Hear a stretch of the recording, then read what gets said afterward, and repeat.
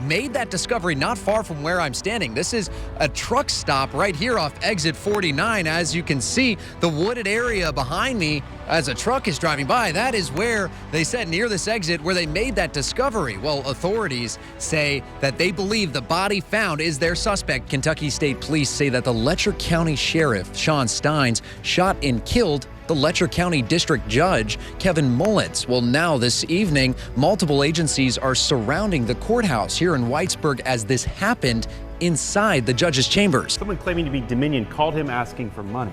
Yeah, Riley, Octavia, it's a scary call to get, and they say it's easy to fall for. Well, if you head to an Isle of Palms beach entrance, you're going to see a sign like this saying, "Caution, coyotes may be in the area," as officials say coyotes have been making their dens in the dunes. Also mentioned the ice on the trees, and I want to touch on that because this is what a branch currently looks like. I'm not sure if you can tell, but this is a thick layer of ice covering a single branch, and you look across all of these trees, and they're all the branches are weighing down. Now, on the LCID website, we looked this up. It says they close around 10 p.m. And according to police, this happened after midnight. So we are kind of monitoring this scene and working to learn more. I want to draw your attention because as the sun is rising, we're starting to see more of the destruction that this fire left behind. Hey, guys, Bashir talked with us. He gave his comments on Biden's performance at last week's debate, as well as his thoughts on discussions about Bashir replacing Biden. Incredible, and I wish you the best of luck on your school bus ride this morning, but also on the first day of school as it gets going here. Thank you for joining us this morning. Well, I'll send it back to you guys in studio, live in Woodford, Walker Simmons on a school bus. And it's an exciting time. I love the first day of school. Just so much anticipation for this first day. And you mentioned it, Fayette County Public Schools, along with countless other districts starting today. Guys, it's great out here. You're telling me I'm at work right now? I've been able to watch some cool golf, check out everything happening off the course, which a lot of cool stuff going on, by the way. But the energy has been great. Well, we're talking about cold temperatures across the low country this weekend. So why am I holding a pool noodle? Hey, good morning. I'm Walker Simmons. Coming up, I'm going to tell you how something as simple as this could save you from thousands of dollars in damages due to freezing pipes. We are one day away from the greatest 2 minutes in sports, the 150th Kentucky Derby. This morning, we're talking about everything you need to know on having a great Kentucky Derby party, as well as some of the history behind the race. I got a live interview you're not going to want to miss coming up. In fact, some voters in line this morning bringing out lawn chairs, prepared for that wait. We got one voter watching ABC 36 on their phone. Talk about a great way to wait in line, right? Every family that comes gets a bag just like this. Keep in mind, this is not your standard plastic bag. This is about the size of my torso. And if you fill this up all the way with back to school clothes, it's completely free. If you're interested in attending today, just check this out. Here's some of the vendors that I was talking about earlier this morning, just spread throughout the course. There's also a handful of activities to do alongside this. We're talking cornhole. Also a big thing too, there are tents, shade. It's very warm, so just be prepared for that. Playing music on the corner. I did this in New Orleans first, and I brought it back home. I'm an 80-year-old man. Just give me something to do. Benny Bond, who lives in the area, says he experienced homelessness, but when it was cold and there was nowhere to stay, he wouldn't stay in Lexington. The last time I talked with Coleman, I asked if he wanted to say anything to the person who allegedly stole the headstone. You know, just leave it here on the front porch and we'll put it back where it goes. In a matter of days after that aired, the headstone returned. The Crime Stoppers and WTVQ running our story got the word out. He's focusing on finding a permanent place to stay, not only for him, What happened to his house, Daddy? It caught on fire, baby. but also for his 2 young daughters. Responded 489 Van Zant Road, staging the area. Law enforcement on scene, shots fired. Police scanner audio from Laurel County Dispatch is shedding new light on an officer-involved shooting that left 1 man dead. According to the audio, on December 23rd, around 11 p.m., police were searching a home on Van Zant Road when there were reports of shots fired. They were out at 489 Van Zant Road, serving a search warrant, shots fired. They're requesting EMS. There's a subject shot. Oh, they heard shots fired and then they're applying a tourniquet. A neighbor in the area tells ABC 36 that she heard a loud banging noise and police told her to stay inside. State police are now investigating the incident, but according to their report, the shooting didn't happen at 489 Van Zandt Road, but rather at 511 Van Zandt Road. In fact, 489 is the house right across the street from 511 where the shooting allegedly happened. So over the scanner, the London police were continuing to call out the address 489 Van Zandt Road. But state police say they were at a different house. Now, if you type 489 Van Zandt Road into a GPS, it takes you to the wrong address. Instead of 489, it pins 511 Van Zandt Road, where the deadly shooting allegedly took place. Neighbors in the area are left with questions as some witnessed the incident taking place and others say they knew the man who died, adding he was a nice person to live near.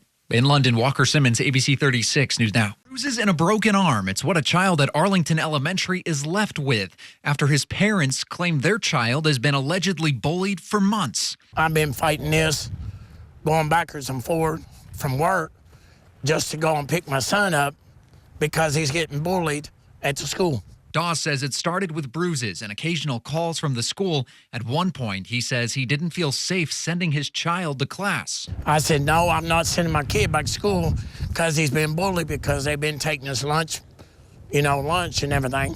Then Dawes says one day his son had another injury, this time more severe. I took him from school, took him straight to Central Baptist Hospital, found out no, he had a broken arm. According to a student accident report supplied by the parents, the injury is listed as a contusion with a possible fracture. Well, the report says the student fell and was injured. The parents claim their son says he was pushed by another student. Meanwhile, Fayette County Public Schools sent us a statement regarding the incident, saying in part, quote, "While we do not comment on individual student incidents, FCPS is committed to ensuring a safe and welcoming environment where every student can thrive. We take bullying seriously and work diligently to prevent it." The family tells ABC 36 they're hoping for action to be taken to prevent further incidents. They say their son was suspended for 5 days, but they say they haven't seen disciplinary action taken against other students. In Lexington, Walker Simmons, ABC 36 News Now. Today, a shockwave of horrific news spreading throughout the small northern Kentucky town of Mount Olivet. And next thing I know, police, zoom, zoom, zoom. People start talking and rumors start flying, and then we find out we didn't know who it was. Nobody knew who it was. As we reported on Wednesday, state police say they found the dismembered body of Trudy Fields next to a bloodstained mattress behind a home on Briarly Ridge Road. Investigators say during a search of the house, they found multiple body parts inside a stainless steel pot in the oven. Well, the woman's daughter, 32-year-old Toralina Fields, was arrested and is now facing numerous charges. It's sad, sickening. If somebody's that needs help, I just know it happened. There's a person dead, there's a person in jail, and it's sad. It should have never happened. Graves says his wife is a teacher in the area and knew Trudy's family. He says his wife was stunned when the news came out. Just same way, just shocked.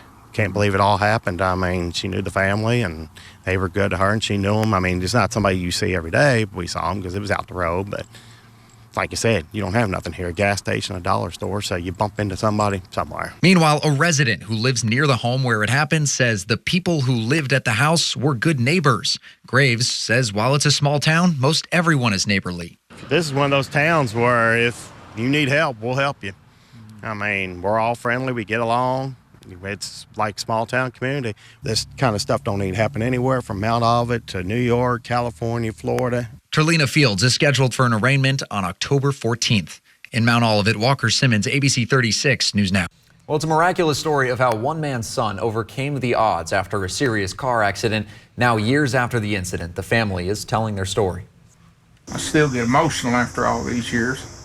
It's been almost 9 years since Chris Williams' son, Aaron, got in a serious car crash on the way to homecoming. His back tire went off the road, off that shoulder, and it was a steep bank. Aaron went down over a hill and hit a tree. The car burst in flames. Aaron was rushed to the emergency room with a traumatic brain injury and multiple broken bones. Chris says when he got to the hospital, the doctor shared news with him that no parent wants to hear. But he told me, said, your son not going to live through the night. You mean to tell me this boy is not going to live? I was just going to the hospital to get my son. Not this time. Aaron then fell into a coma. Chris and his family waited, and alongside the community, they all prayed. They prayed at the crash site. Back at the homecoming, they canceled homecoming. They went to churches, they went to schools in groups and started praying. Thousands of prayers came. Chris says he believes in miracles. It's hard to ignore one when it's standing right next to you in the kitchen. Because after 43 days of being in a coma, Aaron finally woke up. I was just getting ready for homecoming and going to pick up my date for homecoming, and I don't really remember much of that day. I just remember waking up in the hospital. The uncertainty didn't end there. Doctors told Chris Aaron would be in a vegetative state. But now, 9 years later, Aaron is a student at Morehead State University working towards becoming a lawyer. We'll see what God has in store for me, but my plan is to go to law school after I graduate from undergraduate. A couple from Virginia has taken the term regular customer to a whole new level. They told ABC 36 they're trying to visit every single Texas Roadhouse in America. Well, yesterday they made a stop in Georgetown, and I got the chance to tag along. Perfect. Not every day Texas Roadhouse has a sign out front welcoming you. That's Judy and Mike McNamara. And no, it's not their birthday. It's definitely not their first time at Texas Roadhouse. Far from it, actually. What number is this? 446. 446 Texas Roadhouse. Different Texas Roadhouse. That's right, 446 different visits to 446 different locations. It's a pretty incredible record. They've been to a Texas Roadhouse in 48 different states. They tell me the only state left is Alaska. Hawaii doesn't have one. And today's visit in Georgetown, Kentucky is 2 decades in the making. The very first one was 2003 to Knoxville, Tennessee.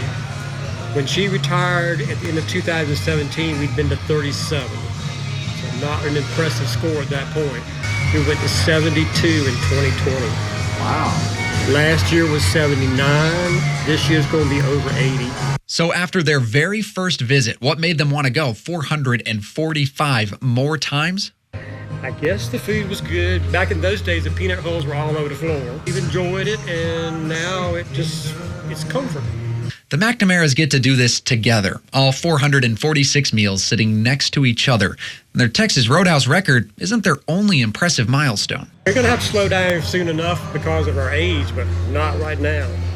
We're both 71 years, we've been married 52 years. And after pulling out the iPad and showing me pictures of their dog Andy, named after Andy Armadillo from Texas Roadhouse, obviously, they then showed me their current list of visits so far. I was then on my way. I let them enjoy their meal. I'm Walker Simmons. Mike McNamara. Judy McNamara. And reporting from our, what number? 446 different Texas Roadhouse. ABC 36 News Now.